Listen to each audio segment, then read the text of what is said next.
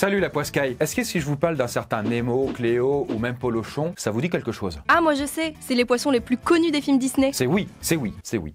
Et si ça te parle autant, bah c'est sans doute parce que Walt Disney Company est bien plus qu'un simple studio qui produit des films d'animation. Non, parce que bon, là les gars, quand même, on parle quand même de 6 parcs d'attractions répartis aux 4 coins du globe. Mais aussi de médias contrôlés par Disney et qui sont très influents aux États-Unis, et aussi de masse de produits dérivés qui rapportent chaque année plusieurs milliards de dollars. Vous le savez, hein, ils ont par exemple récemment racheté Star Wars ou même Marvel, parmi tant d'autres. Sans la puissance. Oh, on la sent bien. Et donc, avec tous les services de Walt Disney Company, eh bien, l'entreprise a annoncé plus de 65 milliards de dollars de chiffre d'affaires, rien qu'en 2020. Ce qui fait d'elle ni plus ni moins que la première entreprise de divertissement au monde. Waouh. Ah ouais, ça force le respect. Oui, du coup, ça fait un joli palmarès. Mais bon, vous vous doutez bien que pour arriver à tel succès, il a fallu bien plus qu'un simple coup de baguette magique. Non, parce que bon, avant de devenir un empire, la Walt Disney Company ressemblait davantage à un vieux KGB miteux où les employés avaient à peine le matos nécessaire pour travailler correctement. Et ça, c'est parmi les nombreuses emmerdes et trucs bordéliques qui ont pu se passer au tout début de Disney, à sa naissance. Mais alors, comment le fondateur de Disney a réussi à créer un empire aussi gigantesque alors qu'il n'avait absolument pas un rond et aucune expérience dans le milieu? Et qu'est-ce qui a pu pousser un type à s'acharner autant alors qu'il avait déjà subi 2 faillites et que tout le monde le prenait pour un grand malade, un loser, une merde, un déchet quoi? Tu es brutal. Eh bien, nous allons vite le découvrir ensemble avec la naissance bordélique de Disney.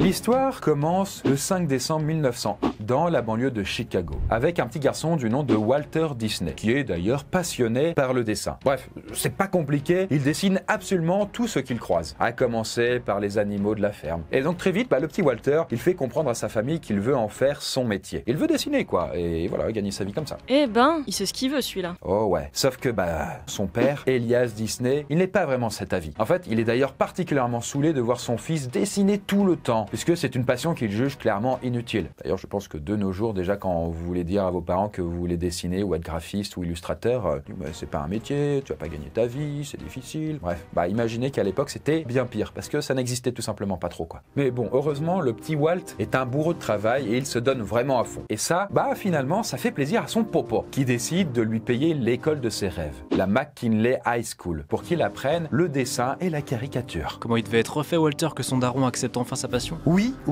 sauf que ça n'a pas duré. Voilà, je vous le dis clairement, puisque un truc est venu niquer tous ses plans, la guerre.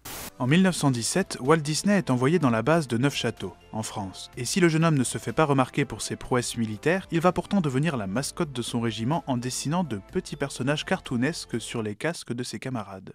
Donc voilà, même en temps de guerre, alors qu'il se prend des bombes sur la tronche, le gars est obsédé par le dessin. Et c'est pour ça qu'à son retour, il va se focus sur son rêve, bosser dans l'animation. Et c'est à ce moment-là qu'il rencontre un certain Ub Iwerk, avec qui il va monter sa première affaire, une agence de dessin animé publicitaire. Ah, ça y est, c'est le début du succès pour Walt Disney? Non, pas du tout. En fait, on en est même bien loin, puisque l'affaire va faire un gros bide et fermer 1 an plus tard. En gros, l'idée initiale n'était pas si ouf que ça, les gens s'en battaient les reins d'avoir un dessin animé pour faire de la pub, donc ça ne marchait pas, ils avaient presque pas de thunes qui rentraient, et donc ils se sont bien foutus dans la merde. Ça s'est pas bien passé. Mais vous savez, là, à ce moment-là, Walty, il a 19 ans. Et c'est pas un échec qui va l'arrêter. Surtout que, je vous le dis, ce ne sera pas le dernier. En fait, il va passer des nuits entières à bosser et négocier avec toutes les entreprises qui font de l'animation. Comme ça, voilà, au culot. Et du coup, là, quand je dis qu'il négocie avec eux, c'est-à-dire que là, c'est fini son ancienne entreprise. Maintenant, il veut essayer de trouver un job. Il veut vraiment bosser et apprendre, du coup, le métier d'animateur, quoi. Et ça finit par payer puisqu'il décroche un contrat d'apprenti avec une boîte de prod. Et donc, le point de départ idéal pour découvrir ce métier qui le fait rêver depuis des années. Et donc, autant vous dire que Walter, quand il bosse, il fait vraiment pas semblant. Et il va passer donc dans ce job des heures à s'entraîner avec la caméra de son entreprise, qu'il a piqué, en soi-disant passant. Et d'ailleurs, au bout d'un moment, il devient tellement bon qu'il est remarqué par un petit cinéma local, à qui il vend ses courts-métrages d'animation. Et là, par contre, ça marche bien pour lui, donc super. Ça marche d'ailleurs tellement bien qu'il va pouvoir créer sa deuxième entreprise, la Lof-O-Gram Film Studio. Là-dessus, tout feu tout flamme, il va embaucher 6 animateurs. Donc il devait gagner assez de pépettes pour pouvoir embaucher des gens, on est d'accord. Par contre, il n'est pas non plus blindé aux as, parce qu'il va les caler dans un vieux local miteux, avec quelques tables à dessin, 7 chaises en bois, un spot d'éclairage et sa caméra. caméra. Dit comme ça fait un peu pitié, mais en même temps, ça fait le taf, quoi. Non mais attends, ces employés sont ok pour travailler dans un KGB tout pourri et en étant payés au lance-pierre? Eh bien oui, parce que, rappelez-vous, hein, Walt Disney, c'est un mec passionné. L'animation, il a clairement ça dans le sang. Et quand il en parle à des gens, par exemple pour les recruter, eh bien il réussit à être plus ou moins convaincant, hein, faut le dire. Voilà, il dit que l'animation, ça va révolutionner le cinéma et qu'ils vont avoir un énorme coup à jouer. Bref, il leur met des étoiles dans les yeux et donc du coup, dans la foulée, il en profite pour rappeler son vieux copain, Ub Iwerks. Et ça, bon, je vous l'ai pas dit avant, mais Ub, c'est clairement un génie de l'animation. Donc là, il le convainc de bosser dans son équipe et avec lui, clairement, Walt Disney est sûr de cartonner. Et du coup, c'est là qu'il devient célèbre et qu'il gagne plein de moulins? Eh bien, pas du tout. Non, pas du tout, pas du tout. On est quand même sur une naissance bien compliquée. J'ai entendu un appel de détresse. Quel est votre problème? En même temps, Walt, il a pas la vie facile, hein. Son karma est un peu moisi. Parce que seulement un mois après la signature de son contrat, son distributeur fait faillite. C'est-à-dire son client principal, celui qui lui donne la thune et qui le fait vivre. Très rapidement, il ne peut plus payer personne, hein. Il est parti sans payer. Bref, du coup pour Walt, c'est clairement la merde. Eh ben, 2 faillites à 21 piges, c'est pas glorieux tout ça. Attendez, non, c'est génial. 2 faillites, ça veut dire qu'il a beaucoup appris. Et donc du coup, à chaque fois que vous apprenez, vous vous rapprochez de la réussite. Ça, c'est plus un délire d'entrepreneur. Salut à toi, jeune entrepreneur. Et donc oui, là encore, Walt n'abandonne pas. Et il se dit, bon, merde, je pars et je vais à Hollywood. Avec l'espoir là d'intégrer un gros studio de cinéma. Et pour ça, il va vendre tout ce qu'il a, sans trop savoir ce qui l'attend. Vu que, comme je vous l'ai dit, il a plus de thunes, il a plus de taf et il n'a pas non plus de potes sur place. Autant dire que c'est vraiment un SDF. Vous avez le droit de pleurer. Attendez quand même, puisque même s'il a plus rien et qu'il a tout vendu, ça ne va pas l'empêcher de dépenser ses derniers dollars pour s'offrir un billet en première classe. Et un billet d'avion, hein, je précise. Et après, tant pis s'il doit vivre comme un clochard à Hollywood. Une fois arrivé sur place, Walt va louer un garage à 5 $ la semaine et y installer son mini-studio, où son frère le rejoindra bien vite. Nous sommes alors le 16 octobre 1923. Walt Disney a 22 ans et il est sur le point de créer le premier studio de dessin animé de tout Hollywood. Et en même temps, sa 3e et dernière entreprise, le studio Disney. Eh ben, il était temps. C'est bientôt fini les galères. Oh non, t'inquiète pas, t'emballe pas non plus parce que, je te rappelle quand même qu'on est au fin fond d'un garage tout pourri de la banlieue de Los Angeles et que les frères Disney n'ont pas du tout de thunes. C'est trop triste. Ça nous fera du bien de pleurer. Ils vont alors demander à leur oncle de leur filer 500 $ pour acheter une caméra. Et pendant que son frère, Roy Disney, l'utilise, Walt anime les 2 premiers épisodes de sa nouvelle série, qu'il nomme Alice. Tout à fait charmant. Mais bon, très vite, Disney se rend compte qu'il n'a pas suffisamment de talent pour tout animer tout seul. Et donc fait de nouveau appel à son vieux copain Ub Iwerks, ce petit génie de l'animation. Mais du coup, c'est Ub le vrai dessinateur des studios Disney, non? En fait, c'est pas tout à fait le cas, puisque Walt adore toujours autant dessiner, et qu'il s'en sort même d'ailleurs très bien. Mais bon, le petit problème, c'est qu'il est un petit peu ambitieux. En fait, non, il est même trop ambitieux. Et donc, comme il va se consacrer à 100% de la gestion de l'entreprise, il va devoir déléguer toute la partie technique, c'est-à-dire dessiner, etc. Et bref, donc du coup, à ce moment-là, ça devient un vrai patron. Ça me plaît, les choses se cordent. Walt Disney s'avère être un patron exigeant, qui en attend beaucoup de ses employés, au point où il leur demande constamment d'accélérer la cadence et le rythme de travail. Très investi, Walt a d'ailleurs beaucoup de mal à comprendre que ses animateurs ne veulent pas travailler plus de 15 heures par jour pour son studio. Il fait donc face à un turnover important. Bref, c'est clairement tendu avec son équipe. D'autant plus que les difficultés financières s'accumulent car les projets prennent beaucoup de retard. Là, Walt Disney a tout juste 25 ans et comme les investisseurs ne le prennent pas au sérieux, il décide de se faire pousser la moustache, comme ça, sur un coup de tête. Et alors, ça fonctionne comme symbole de virilité pour aller négocier de la tunasse? Plutôt oui, quoi. Il ressemble un petit peu moins à un garçon prépubère, quoi, boutonneux. Et du coup, il gardera sa moustache pour le restant de sa vie. Et donc, ça va payer ses fruits puisque Walt va signer avec un très gros poisson. Et c'est le distributeur Universal. Ah ouais, pas mal. C'est plutôt une bonne nouvelle, non? Alors oui, hein. Sur le papier, c'est clairement le rêve d'être accompagné par une si grosse boîte de prod. Sauf que Walt ne le sait pas encore, mais leur arrivée va marquer le début de nouvelles emmerdes. Bon, au début, voilà, tout se passe bien avec Universal. La production vient de commander une toute nouvelle série à Disney avec comme personnage principal un lapin qui s'appelle Oswald. Voilà, bon, je vous laisse admirer la tête du machin. Mais bon, le problème, et ça, Walt s'en rend compte plus tard, c'est que les créations du studio ne sont pas à lui. Et oui, parce qu'elles appartiennent à Universal, qui peut donc les exploiter à loisir et les reproduire autant de fois qu'il le souhaite. Je sais pas pourquoi, mais ça sent la grosse douille. Oui. Puisque, une fois que Walt et son équipe ont popularisé Oswald, Universal leur a gentiment fait comprendre qu'ils n'avaient plus besoin d'eux. Allez, ça dégage. N'oubliez pas de me rappeler de vous pulvériser après mon rendez-vous. Sachant que en parallèle, ils avaient aussi déjà embauché une autre équipe prête à reproduire les mêmes dessins animés pour 2 fois moins cher. La concurrence, quoi, voilà, tout simplement. Bienvenue dans le capitalisme. Quelle indignité. Là, vous imaginez bien, Walt est au fond du seau parce qu'il ne peut rien faire juridiquement. Et il se retrouve du jour au lendemain sans boulot et couvert de dettes. Sur une échelle de 1 à 10, quel est votre degré de souffrance?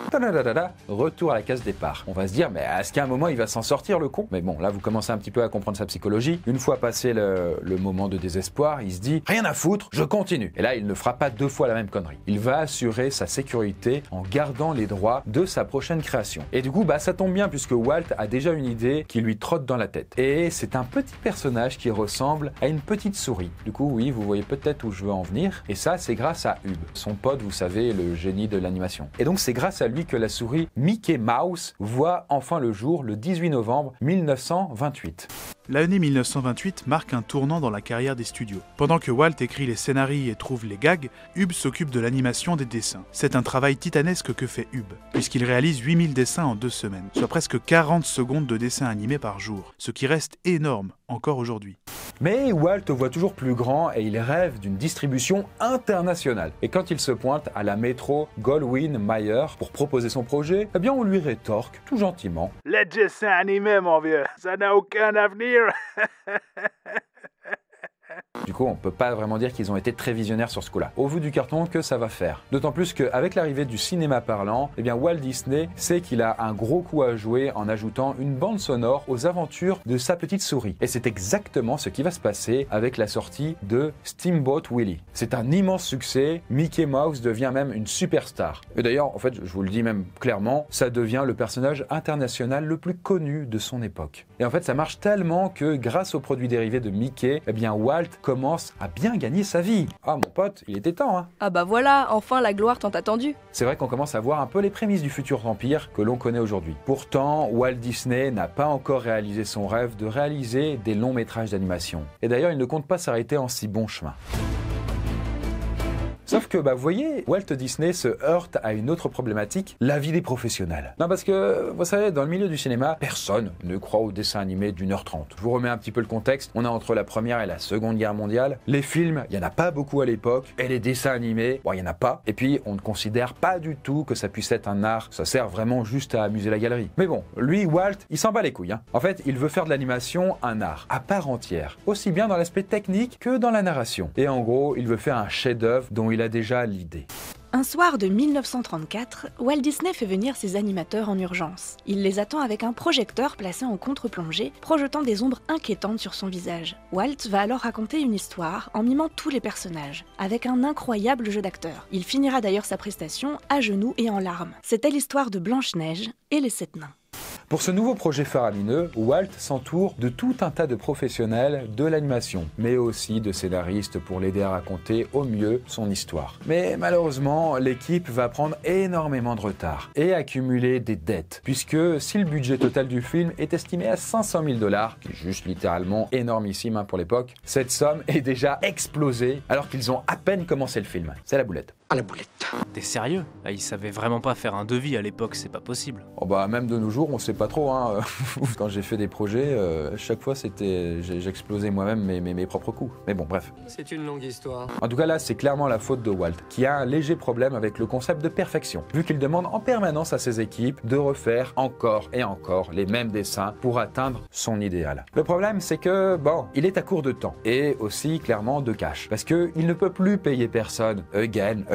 On a l'impression que c'est les mêmes démons qui le poursuivent. Oh shit, here we go again. Néanmoins, grâce aux banques qu'il arrive encore à convaincre, il obtient un prêt d'1 million de $, élevant le film à un budget total de 1,5 million de dollars, ce qui est encore plus colossal. C'est même totalement du jamais vu pour l'époque. Ah ouais, donc sortir son film, c'est clairement un coup de poker. C'est tout à fait ça. Parce que, en fait, si Blanche-Neige est un échec commercial, on peut le dire clairement, l'entreprise ne s'en relèvera jamais. Donc vous vous doutez bien qu'il a une pression de fou et tous les journaux et les producteurs d'Hollywood parlent de lui comme d'un grand malade. Oh, mais il n'y a rien à faire, parce que tout le monde est fou ici. Bref, tout son avenir va se jouer à la première du film, alors qu'il retient son souffle devant la réaction des gens. Et contre toute attente, eh bien, le film est un immense succès, puisque le film sera vu plus de 20 millions de fois et rapportera plus de 8 millions de dollars au studio Disney, sachant qu'il n'en a coûté que 1,5. Ça, c'est ce qui s'appelle assurer. Et donc, à partir de là, yes, c'est un nouveau départ pour Walt Disney, qui est alors âgé de 36 ans et qui vient de réaliser son rêve en posant les bases d'une entreprise florissante qui continue encore à rayonner aujourd'hui à travers le monde entier. Suite à ça, le studio Disney continuera à croître, mais connaîtra aussi des tas d'autres emmerdes. Mais ça, c'est une autre histoire. Ah oui d'ailleurs, c'est quand même bien de rappeler que derrière les petits animaux mignons qui parlent, Walt Disney n'était clairement pas un mec facile, surtout quand il a commencé à gagner de l'argent. Il avait un caractère bien pourri et se montrait très souvent tyrannique avec ses employés, alors on est bien loin de l'usine à rêve quoi. Que l'on aime ou pas l'univers et le personnage de Walt Disney, eh bien faut quand même reconnaître que sa détermination et sa volonté de ne jamais rien lâcher sont tout à fait remarquables. Et d'ailleurs, n'illustre-t-il pas à la perfection la morale de ses films, à savoir de toujours suivre ses rêves ?